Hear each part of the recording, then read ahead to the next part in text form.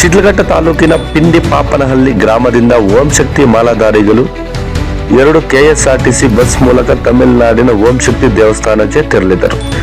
ಬೆಳ್ಳಂಬೆಳಗ್ಗೆ ಇರುಮುಡಿ ಕಟ್ಟಿಕೊಂಡು ಓಂ ಶಕ್ತಿ ಪರಾಶಕ್ತಿ ಎಂದು ಕೂಗುತ್ತಾ ಮಾಲಾಧಾರಿಗಳು ಭಕ್ತಿಯಿಂದ ಪ್ರಯಾಣ ಶುರು ಮಾಡಿದರು. ಇನ್ನು ಈ ಸಮಯದಲ್ಲಿ ಪಿಂಡಿ ಪಾಪನಹಳ್ಳಿ ಜೆಡಿಎಸ್ ಮುಖಂಡರಾದ ಕುಮಾರ್ ಅವರು ಮಾತನಾಡಿದರು.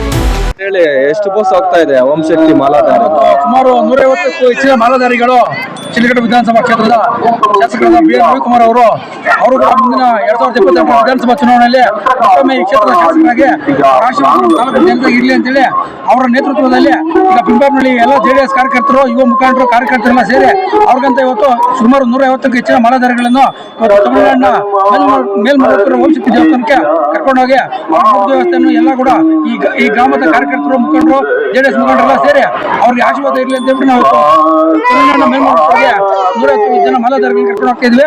2028 ಕೂಡ ಶಿಡ್ಲಘಟ್ಟ ವಿಧಾನಸಭಾ ಕ್ಷೇತ್ರದಲ್ಲಿ ಶಾಸಕರಾಗಿ ರವಿಕುಮಾರ್ ಅವರು ಆಯ್ಕೆಯಾಗಲಿ ಅಂತೇಳಿ ಈ ಒಂದು ಸಂದರ್ಭದಲ್ಲಿ ಎಲ್ಲ ಮಾಲಾಧಾರಿಗಳು ಸಹಾಯ ಮಾಡಿಕೊಡ್ತಾ ಇದ್ದಾರೆ.